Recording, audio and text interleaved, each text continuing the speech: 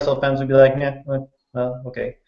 I think, well, maybe not all of them. I know of a I few on would. Twitter who would still probably have been, exploding. But what was disappointing was the fact that so many players have played a lot this season and that we still had that lack of, I don't know, commitment or focus or what it was. I don't know.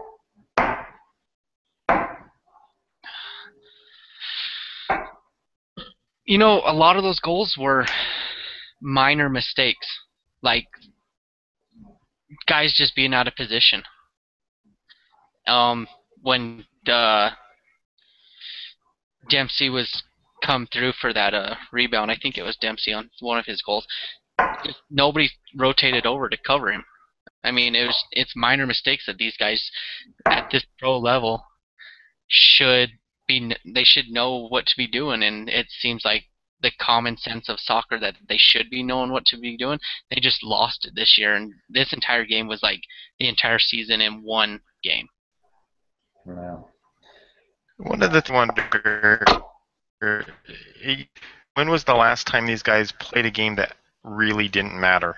I mean, we've always been in games down to the. I mean, we've never been in this position before, at least for years and years and years, where we were playing a meaningless game. And I just wonder if, in the back of their minds, they knew it's like, this is just a meaningless game, so they didn't, play the way that they probably could have. Yeah. I mean, that's certainly true. Maybe you don't track back quite as hard, or you don't slide in like you normally would on a tackle or whatever, because you just think it doesn't matter. So I mean, there's certainly something to that. On the first goal, I thought the defense, the central defense, and then Antonella's play on that cross were, a little suboptimal. I think that could have easily been prevented.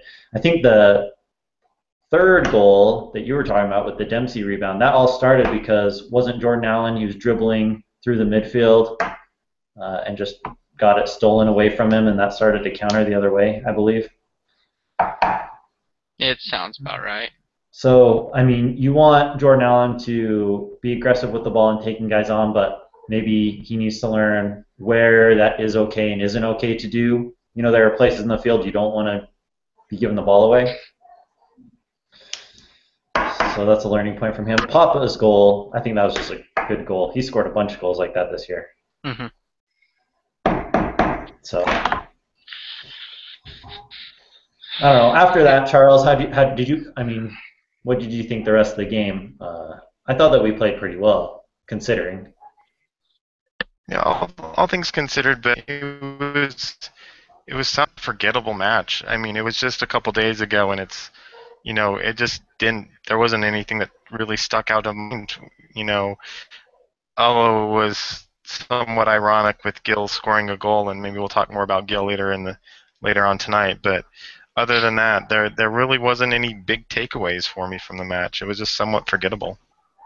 Yeah, I agree. I mean, I thought that once they were down 3-0, and especially in the second half, and Seattle didn't have any incentive to really attack when they're up by 3 necessarily. So I'm sure they were kind of conceding a little more of the field. And I can't remember when Alonso went off, but that I'm sure helped as well. But I thought RSL played okay the rest of the game. But like you said, Charles, it wasn't anything real. There wasn't anything noteworthy to happen. Something else that made me a little bit upset was because there really wasn't anything to play for, and we could have lost 10-0 and it wouldn't have mattered. Is we only used 2 of our subs, and I mean we could have easily given one of the other guys a chance, like we were talking about. We could have taken out a defender, gone to 3 in the back, brought in Salcedo, or given Justin Glad or Vasquez more time. Anyway, that was just a little bit irritating to me. I agree with that. That's probably my biggest pet peeve in soccer is when you don't use all 3 of your subs. That's leaving a bullet in your holster, in your gun not used. And especially for that game, I totally agree with you that we should have had Glad out there or one of the young kids out there getting some experience. Yeah, I mean, like I said, there's no reason to not use it. I guess what would have been fitting is if we would have brought in Salcedo in like the 91st minute or something. That seems to be when he's allowed to play. So, moving on from that, playoffs have started without us. DC won earlier this evening. Spoiler alert if you've DVR'd it. Seattle and LA are punching each other right now. And it's awesome. And, yeah, except, well, we'll rant on this just for a second. So it's on Unimos. I have DirecTV. I don't get Unimos. But it's still blacked out on MLS Live, even though I can't watch it. So that's amazing. Anyway, let's talk about the RSL season in review a little bit.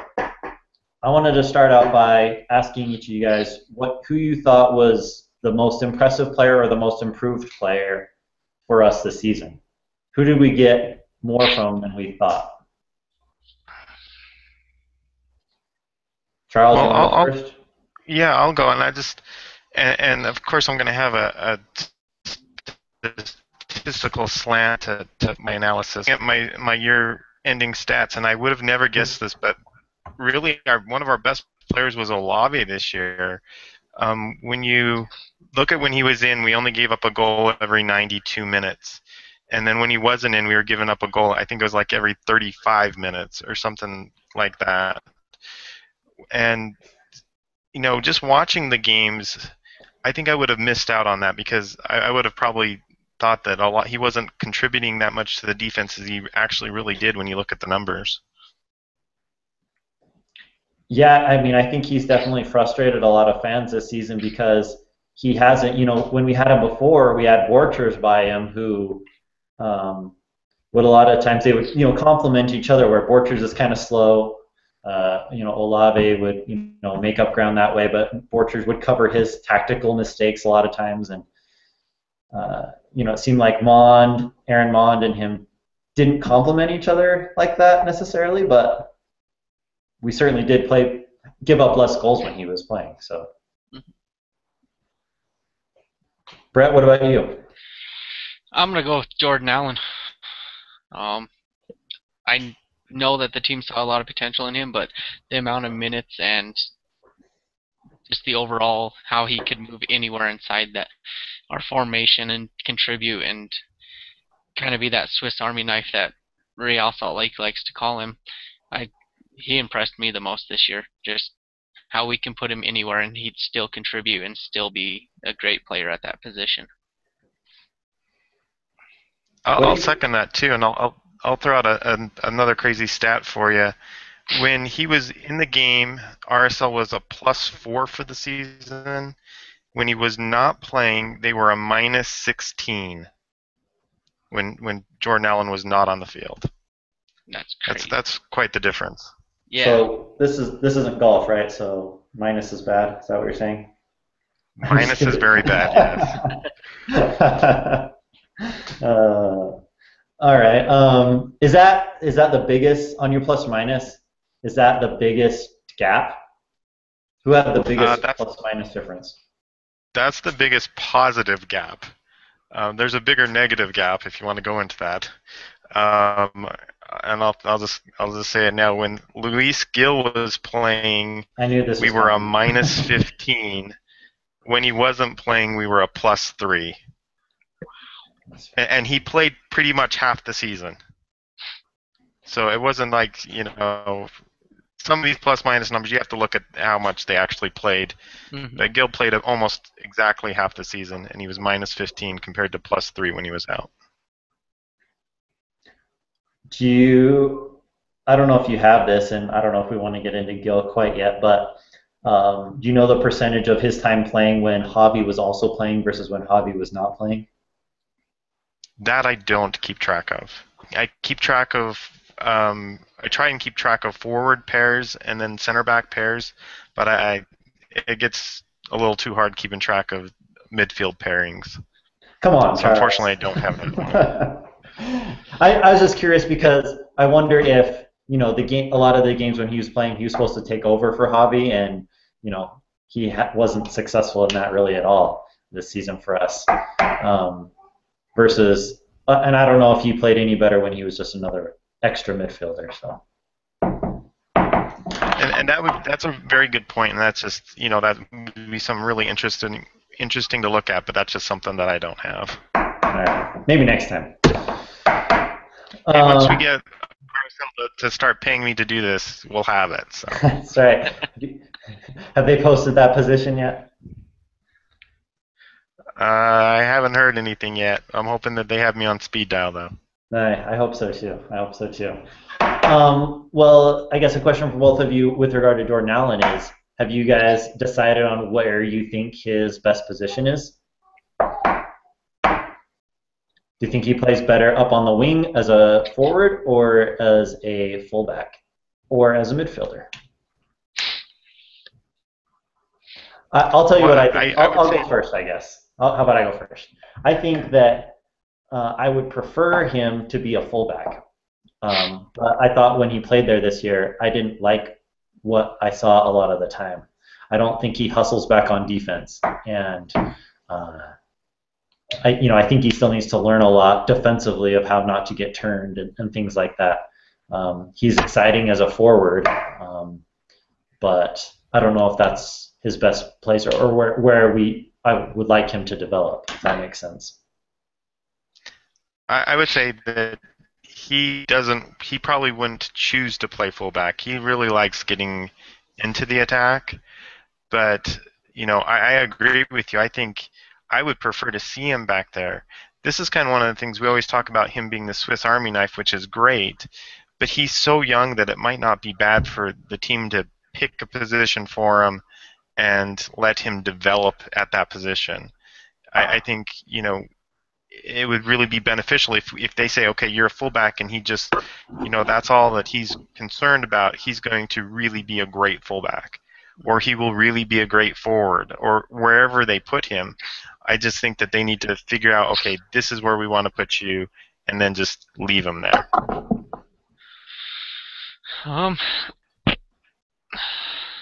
I'd have to say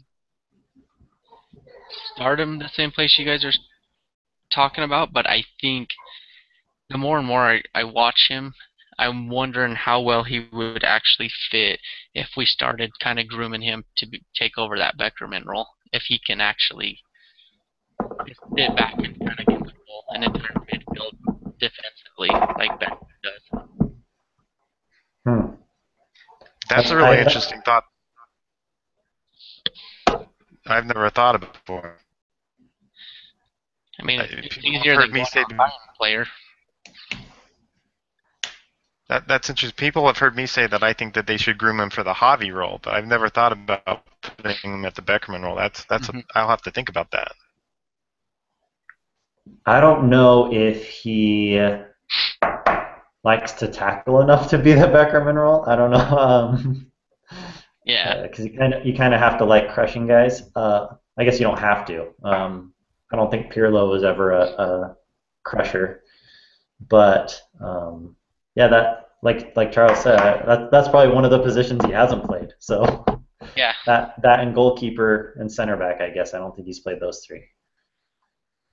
So. But he's so talented, I wouldn't put it past him. I just hope that we don't end up, like take Robbie Rogers for example. He played most of his career as a midfielder, and then finally when he comes back to LA, they say, hey, you know what? You'd make a really good fullback. How about we make you a fullback now? And he ends up being a really great fullback. But so I guess I'm worried that if we just start having him focus on one position now, that's not the position that he ends up being best at. But I don't want him just to keep being the Swiss Army knife, because then he doesn't get good at any position. Mm-hmm. So I guess you pick, do you want him really good all over the field or great at one spot? Yeah. Yep. Because I honestly believe he has the talent to be great. Yeah. All right. Well, just I guess quickly, I'll say I think my most improved player since Jordan Allen obviously is a good choice, but I'm going to go kind of down Charles's path, and I'm going to say Aaron Mond was a good surprise because if you would have said before the season that he's going to start, almost every game for us. I don't know what the percentage was, but I think he probably started a majority. Is that right, Charles? Yeah, he did, and I'll tell you how many minutes he played. 1,880 minutes, so that's quite a bit.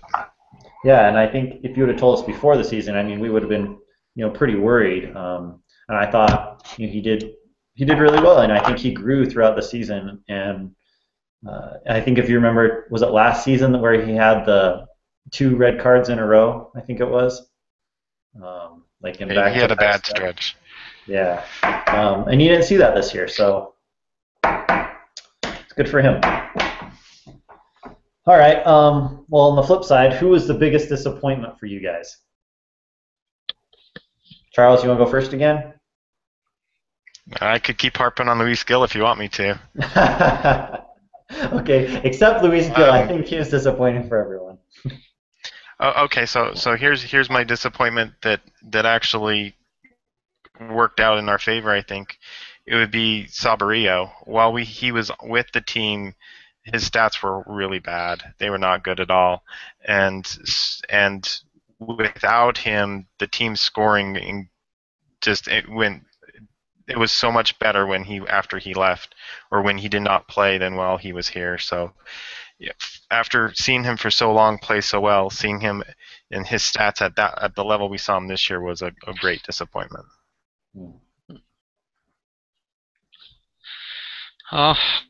When I originally wrote it, I put down Gil. And I actually wanted to put Schuler, but I knew I couldn't because of his injury. Well, that is a disappointment. I mean, the front office was banking on him being the leader of the back line. And for whatever reason, even though he had barely been able to stay healthy, for large stretches of the season, they put their money on him, and he was gone the whole season. So. Yeah, I think he played like 5 games total. But another one that comes off the top of my head is Olmes. I think this was a year that we kind of all expected him to take a step forward and be able to use his speed and everything, and become a regular starter. And I don't know how the stats look, but to me, I don't remember him getting a whole lot of goals this year or being a playmaker like we thought he'd be. Yeah. I think you could say the same thing for Plata. I think Plata's season was pretty disappointing. Both he and Olmes, I think, had different levels of expectations. I think we expected Plata to be, maybe, at least I did, almost like all-star level, right, based on what he did last year. And, we all thought moving him out to the wing would be a big plus for him. But both he and Olmes, moving to the 4-3-3, I would expect us to be getting in behind the back line all the time. And you hardly ever saw us doing that. And so that was a big disappointment for me. Besides those, one of my bigger disappointments was DeMar Phillips. The way that Dunny talked him up before the season. He's serviceable, I guess, but I guess I just had higher expectations for him. Yeah, that's a good call. I think you can actually go up and down the entire roster, and I think a lot of the guys just didn't perform the way that we thought they were going to perform this year. Yeah, and maybe we'll get into that as we go on through each player here. But I guess let's talk. I don't know how much time we want to take on each individual player, or if there's specific players we want to touch on. But kind of wanted to get your guys' thoughts on different players, and if you thought that either we should keep them, or if you don't think the front office will bring them back, or if you think that the front office should get rid of them, even if you think they'll bring them back. Do you know what I mean? Or who you think that they might get rid of that you want them to keep. So I guess we'll go quickly through positional groups. We'll start with the back and go back to front. So we have Raimondo, Antonella, and Lalo Fernandez. For me, I think Ramondo's still best keeper in the league. So, and Antonella's a really solid backup. So if they're all good with those positions and Lalo can keep going the Monarchs, I think that position group's pretty solid. What about you guys? Yeah, I wouldn't make any changes there. Yeah, keep them all. I'd like to actually maybe see Lalo start getting a little bit more time though, but Well, I guess that's kind of what the Monarchs are for. yeah, I mean, if he can start every game for the Monarchs, I think that's good. Yeah. And he's still really young. Yeah. I mean, you think most goalies, they hit their prime in their 30s, and I think he's only 21.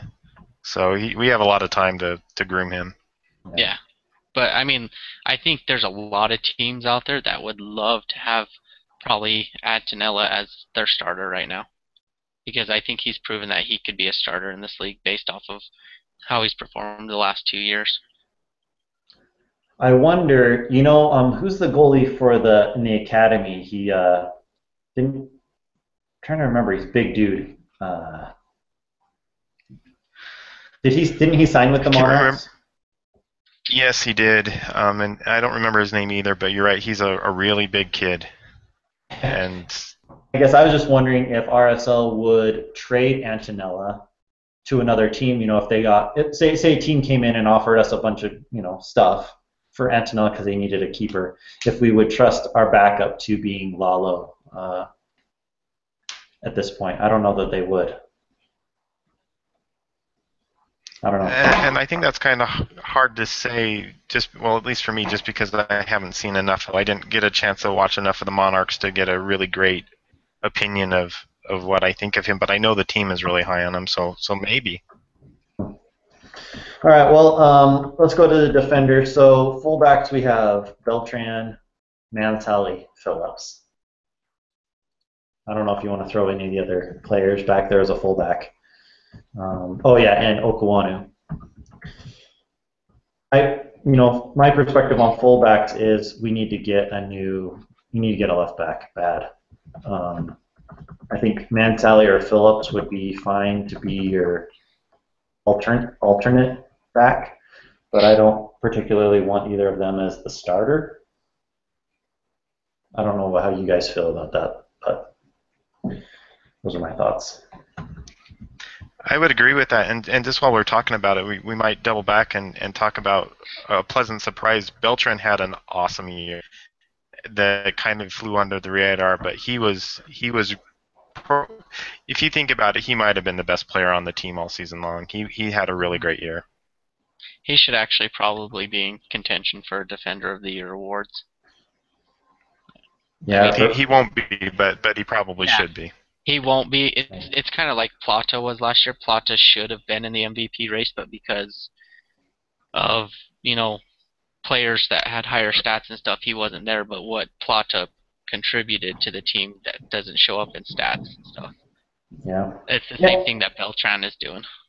No, Beltran's super solid, and he could definitely be an MLS Best 11 type nominee, or like say Defender of the Year. He was amazing. It's probably his hair is probably what did it, I guess.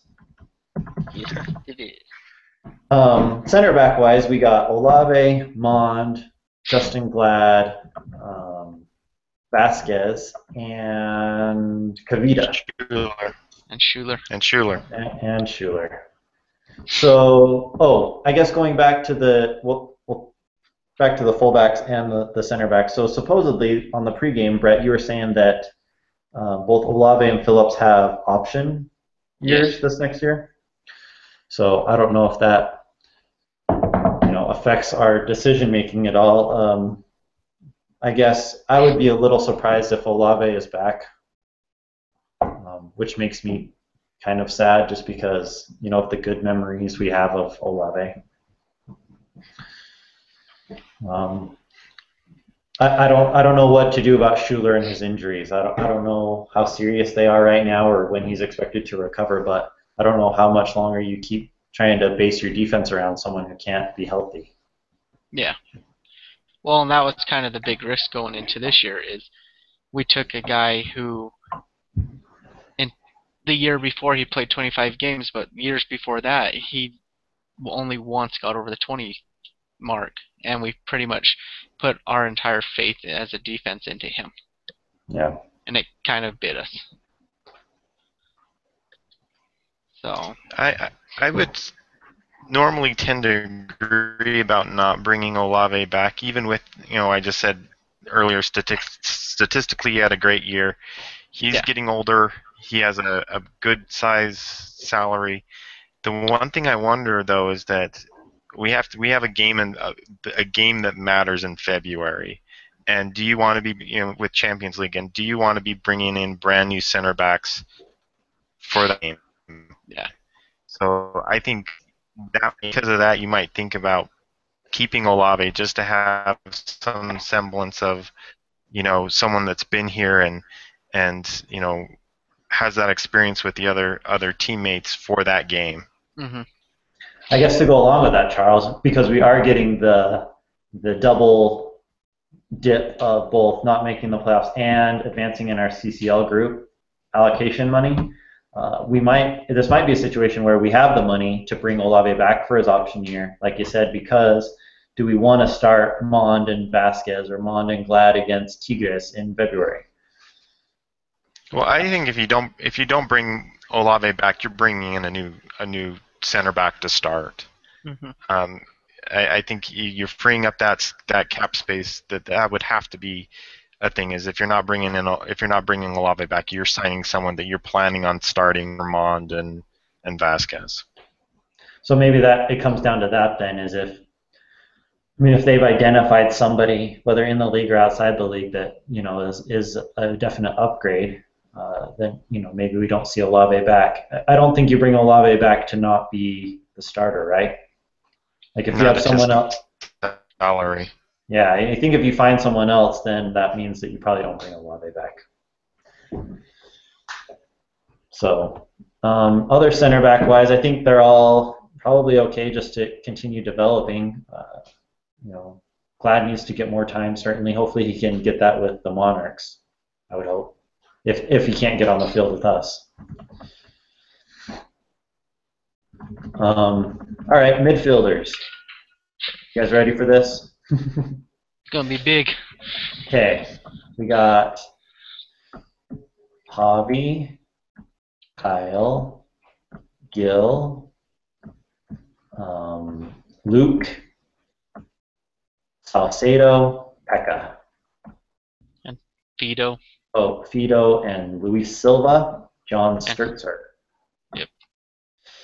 So. And you might throw Allen in there somewhere. Allen's in one. Allen's in one of these groups. I think we all agree he's coming back. So I don't know. Yeah. I don't think that's really a discussion. So on the contract side, Javi's out of contract.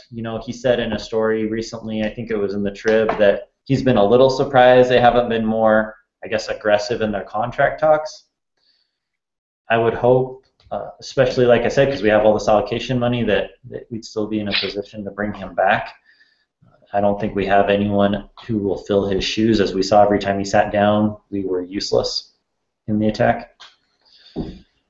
I think Luke did a good job this season for the most part. I guess Gil and Silva are both also out of contract. I don't imagine we'll bring both of them back. If you had to pick one, who would you guys pick? Silva every day of the week.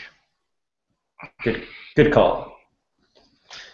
Although his injuries do concern me, and his stats didn't come out too great while he was here, he showed enough flashes of brilliance for me that I want to see more. And at Gil and his salary, he's making one of the most highest salaries on the team. For his production, it's just not worth it. Yeah. No. And I really want to see Gil succeed, and I almost feel like to succeed he's going to need to go somewhere else. I almost feel like he's kind of, for whatever the reason is, he's just not, his growth graph is kind of flatlined here. So I've seen some national media guys try to start rumors about different teams that need a Gil type player and different players they could trade RSL, but I hope Gil, succeeds. I just don't think that it'll be with us next season. Yeah, I it's a classic thing of just getting a fresh start for him, I think. yeah. I say we bring them both back and then we sell Gil so he's not destroying us in MLS play. Like sell him out of country. I think that ship for the foreseeable future is probably sailed on selling him abroad, um, unless he does the who was on our team last season. He went over and played for Bob Bradley. Um, Come on, Grossman. Grossman. Yeah, I think he could do that without because he can leave on a free right now, right? Yes. Because we would just hold his rights if he ever came back. So if yes. he goes over to Europe this season or this off season and goes to Austria or Sweden or something, I could see that. But I know a big reason that I've heard as a rumor that we haven't ever sold him is because Kansas City also gets some of the rights. So, you guys think They that's get a the deal? fourth. Yeah. I don't think that's the deal, but they get a fourth of. If he was to be sold, they would get a fourth of it. yeah. I guess on the disappointment side, I think I was also a little bit disappointed with Pekka this season. I guess I didn't know what to expect, but I thought, we would see him more than we did, and we'd get more than we did when we did see him. So I don't know if he'll be the classic like Nelson Gonzalez player who, is here and then is not. He didn't. I mean, we barely saw him. Honestly, he played 111 minutes. Well, but I But mean, anytime he had a chance to play, it was always Sturzer instead. yeah, but in that 111 minutes, we didn't score a goal. Did we give So up any goals? I would have to look at that. Give me a second, I'll tell you. Somebody who impressed me. I mean, he didn't get to play a whole lot of minutes. Was actually Bofo. Anytime he entered the game, there was this different feel to the game. He was a little bit more physical than the guys he was replacing, and he was a lot more aggressive than a lot of the guys that he was coming in for. And I know a lot of that's probably he's young, but I liked a Youthful lot. exuberance. Yeah, I liked a lot from what I saw from Bofo. To answer your previous question, we gave up 2 goals when Ah, Pekka played. there you go. Small sample size, however. What about Sturzer? Is he a guy that? I mean, he's had that same issue with a couple other guys just staying healthy, but you can kind of see that potential there. Is he a guy you want back next year? I would want him back. I agree with Brett that you can see the potential. I mean, he's not a finished product, but I've liked him every time I've seen him play. Yeah, I think if he continues to grow, where right now he's a solid, bench kind of backup alternative. If he continues to grow, maybe, he can start fighting Luke for that, other midfielder spot or something. Probably If about nothing the else, same. he's a solid backup to Kyle. Yeah. All right. Anything else on the midfielders? I hope we bring Silva back. I know he's had a lot of interest elsewhere and from Mexico and different teams, but I hope we bring him back. So forwards, we have Holmes, Plata, Jaime, Burrito, Sandoval. Do you guys think that Jaime will be with the team next season? Yeah. Yes, They've invested a but lot in him. he might fit on a little bit on the disappointment list for the year for me. He really kind of fell off the map on the second season. I don't know if we've found the right spot for him to play on the field yet. Or even if that 4-3-3 is even fit for him.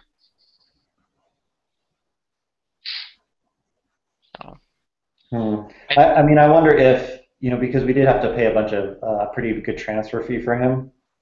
I wonder if we hadn't have paid, like if we had got him on a free, I wonder if that answer would be different. That's a good point. So I almost think like we have to keep him because we paid, so much for him that you kind of have to keep him. And I mean, I enjoy his hustle and everything. It's just like you said, I don't feel like we found the right way to help him fit in on the field.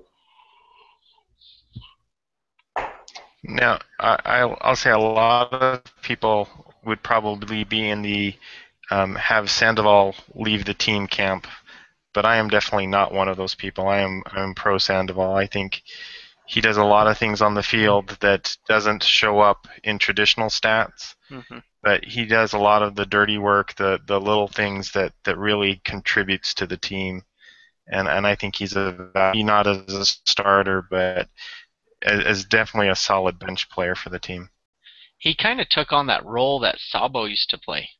Like, he would do all the dirty work up top that you would expect, but if he wasn't getting goals, it was like Sabo where it was just get rid of him if he's not going to score, but he does a lot of the things that Sabo used to do. And he's a big body, and he's the only big body we have up top. Yeah, I mean, I guess to go along with your point, Charles, he's really good, I think, at holding up the ball, at having the ball played into him, not in the air. I don't think he's that good in the air, and I think that's something he could definitely work on. But getting the ball into his body and into his feet, I think he's good at holding off defenders and linking with the midfield. He does a good job making hard runs to try and suck center backs out of position. Make hard runs to the near post, or a lot of times he was our only option in the box, which is a problem in and of itself. But I do agree, like you said, he does a lot of the dirty work that doesn't show up on stats but helps the team as a whole. One of the things, and I don't know, it's just something I've noticed while I watch him play. He takes the ball down with his chest and either controls it or passes it off with his chest almost better than anyone else on the team or a lot of other players I've ever seen. He's very talented at that. It's a little skill that you don't really think much about, but it's something where he's keeping control of that ball, and especially when you're playing the top of a 4-3-3, it's utmost importance.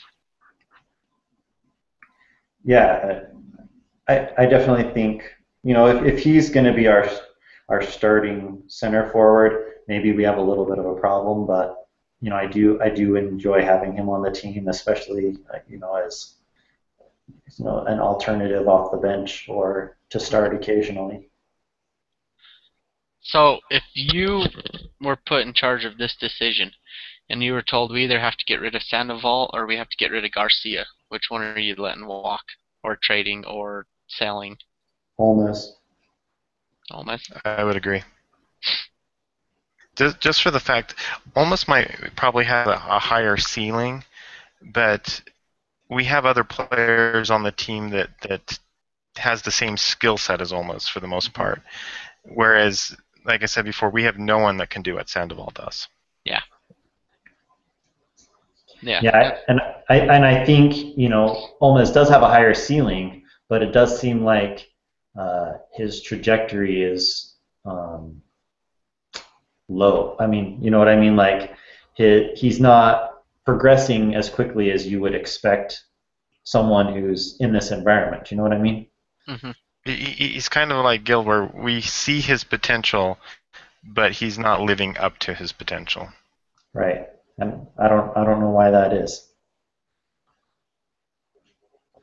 All right, well, I think that kind of sums it up. So in the off season, since we have a long off season but a short preseason, I guess you could say, right? Yep. We have to, since we have a game at the end of February, you have to kind of balance switching the team up and getting rid of guys and bringing new guys in with the fact that you're going to have to play a game in the middle of your preseason, essentially, against a Mexican team that will have already been in their season. So I guess what maybe position or two do you guys think is the most needy of us to bring someone in or switch a player in and out of? I think if we could add another center forward, like a Sandoval type player, that would be really good. If we could bring in a center back, like we talked about earlier. Probably the biggest need for me is the left back situation, though. Yeah. I would probably agree with that, or I really think we need another good center back. I think, that's the Olavi Schuler. You can't count on Olavi and Schuler going into next year. You need to replace at least one of them. Yeah, because either one's going to get hurt or the other one's going to get a red card. I mean, it's just how it goes with those two. But yeah, I'd say actually probably take a look at your entire defense, other than Beltran. Look at the other three positions, and I'd bring in guys that can compete.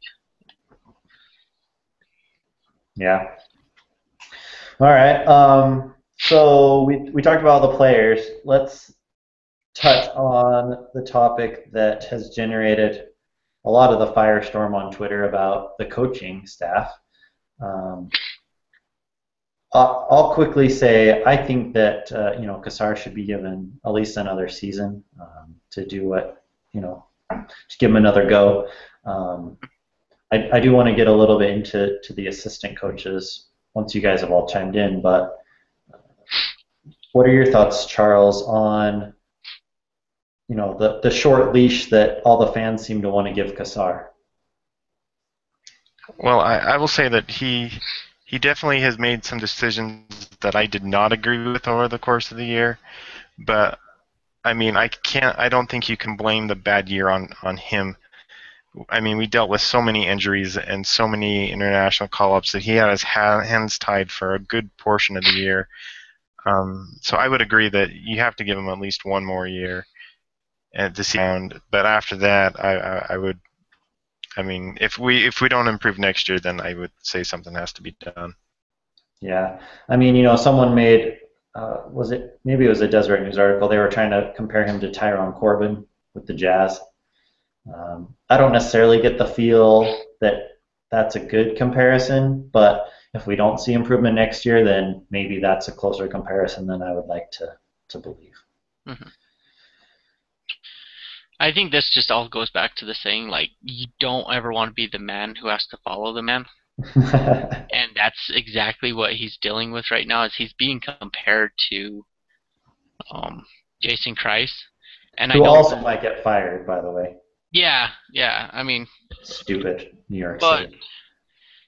But, the biggest problem I've had with him as our coach is it seems like when the big games arrive, our team isn't ever ready for the big games, and we kind of seem to fall flat. And then as I keep looking back through Crisis things, that was the same running theme with him. I mean, even in 2013, we were pretty much runner-ups for every championship that we had a shot at. So I think overall he's doing a decent job, and he's doing what is expected out of him. But like it was said, this year was just, the West was stacked, injuries sucked. I mean, and it wasn't injuries just to anybody, it was injuries to like key positions that our team run through. So I say keep him at least one more year. Yeah, it does make you wonder if we just would have been playing in the East, at how many points we would have had instead, but we're not in the East, so well. Something that I've been kind of pondering, and I've never been to practice. I don't know any of the assistant coaches at all. So I don't know how the players respond or anything, but it does seem like almost every position group has kind of taken a step back or flatline this year. We did have, Andy Williams had his, I guess, legal trouble / dismissal from the team for a lot of the season. So we were kind of without a midfielder positional coach. So I've just been kind of wondering, how has that affected the team? Did their play get adversely affected because of that turmoil? And also, are the different positional coaches the right ones that we need, since it didn't seem like the team played as well as we could have? You know what I mean? Yeah. Like how much of it is on the players, how much of it is on the coaches? I think that's a good point, and I think as fans we look at Kassar and the buck stops with him, which it does, but a lot of times we don't look at those assistant coaches and what they're contributing, and that might be an area where we might see some changes in the off season. I mean, because if you think about it, so Kassar is a goalkeeper by trade, right? And we have a goalkeeper coach, an additional one in Daryl Shores, and I think you could probably say that goalkeeper is our strongest position easily, right? Yeah. And then I mean, you have to assume that Kassar would want help with the other three positions, having not been a professional, right, in those positions. Mhm. So if they're not performing, do you really lay that all on the head coach? I mean, it does kind of come back to him, but like take American football, American throw ball, whatever, analogy where, the head coach gets in trouble because his offense sucks, but if he's not the one calling the plays, like how much of it is the head coach's fault? How much is it the offensive coordinator's fault? Do you know what I mean?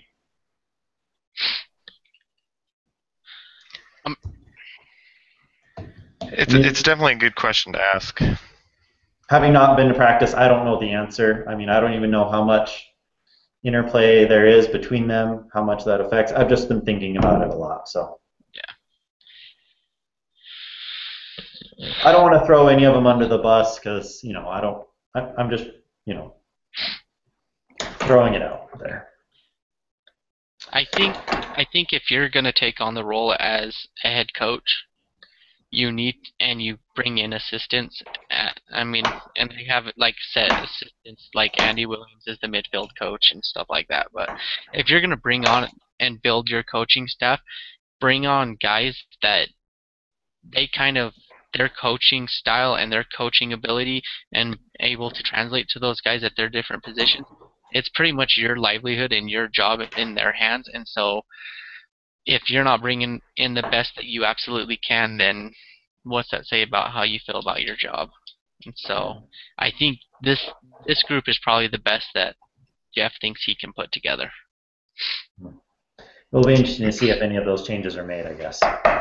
Maybe they should just name Javi a player coach right now and get him transitioning to the coaching staff for down the road. Can we do a Kyle Javi like co-coach? There you go.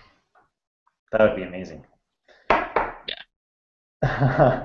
All right. Well, we're probably running out of time here on the pod, but since we have Charles on, I just thought we'd ask Charles's opinion really quick on where we think stats.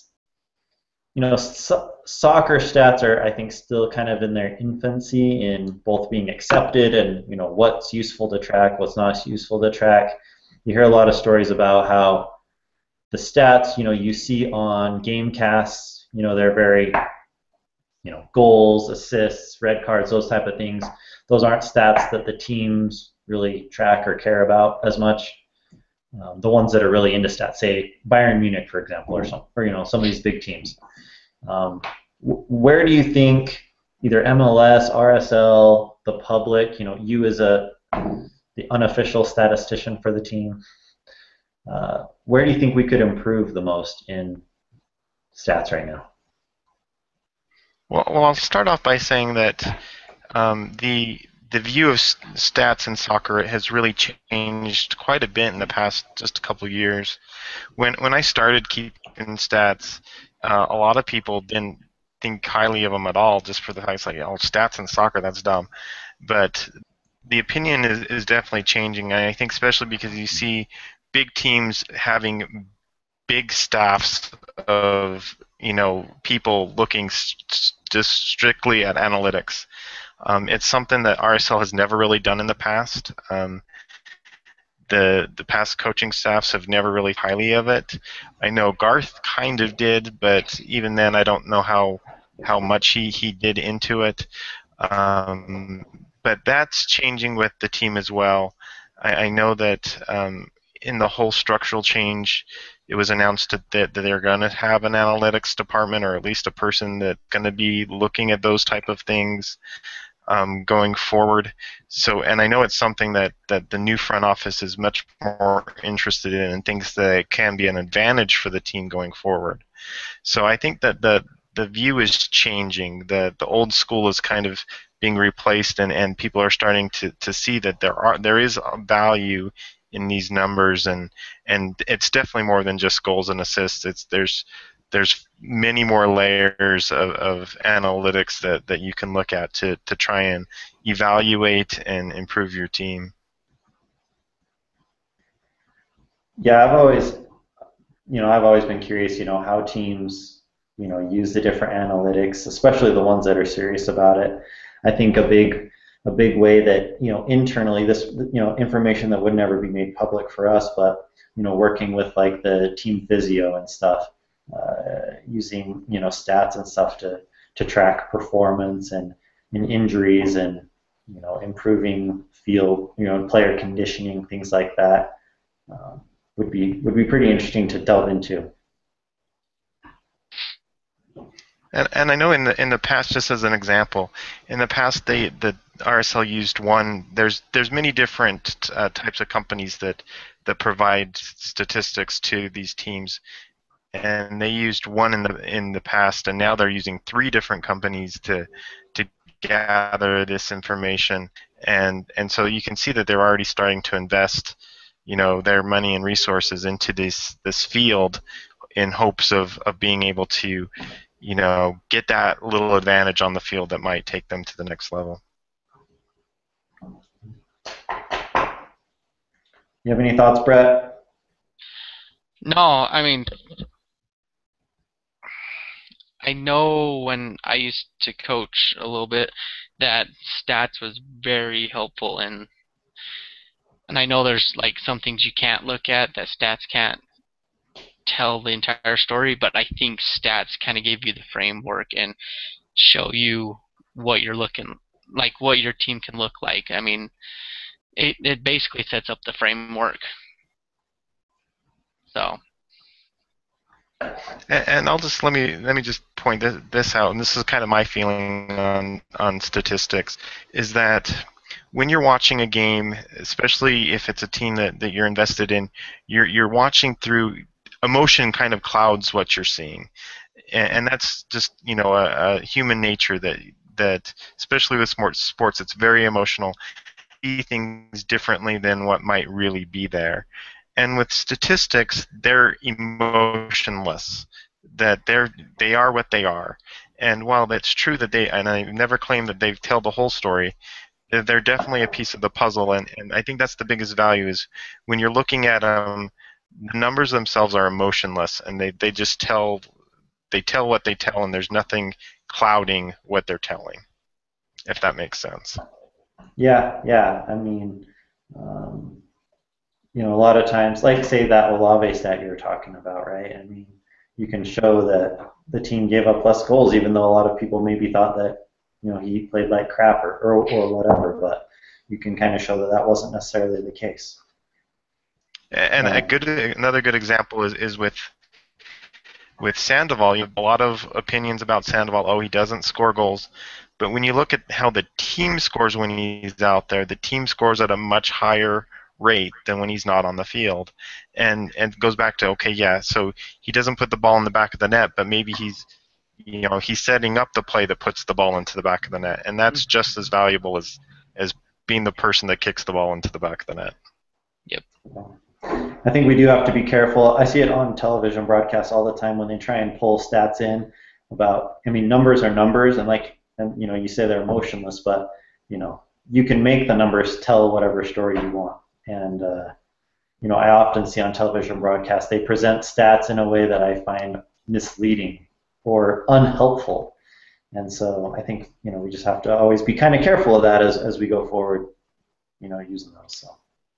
And that's a very good point as well. And one of the things that I always try and do when, as people that follow me on Twitter and I start tweeting out the stats, I try and leave all of my opinions out of those tweets. When I tweet out the stats, this is the stat, and then you interpret it how you will. Because, I definitely could slant things in a particular way if I wanted to, but I try not to do that while I'm reporting on the stats that I'm reporting on. Yeah, well, we appreciate that. One of my least favorite things they show on broadcast is like when the teams line up for a corner kick or something, and they're like, "This team has scored 10 goals this year, and this team has scored 6 goals this year." You're like, okay, but like that doesn't mean any. Like, what is that supposed to tell me? That just like what does a normal team score? RSL scores 0 corners on it. I mean, 0 goals on a corner, so we know that's bad. But it's I don't know. It just cracks me up. So, all right, you guys want to talk about anything else before we wrap this sucker up? This has been a lot of fun, Charles. We appreciate you joining us. Thanks for having me on. It's been fun. Yeah, anytime you want to come back, we'll probably do a few more here this off season. I know Brett's got some other good ex-players and whatnot lined up for us to talk to, but you're welcome to join us anytime. Thanks a lot. I'll take you up on that. Yeah. So you can get at us if you have any questions or comments about the podcast. I'm on Twitter at frisbee_rich.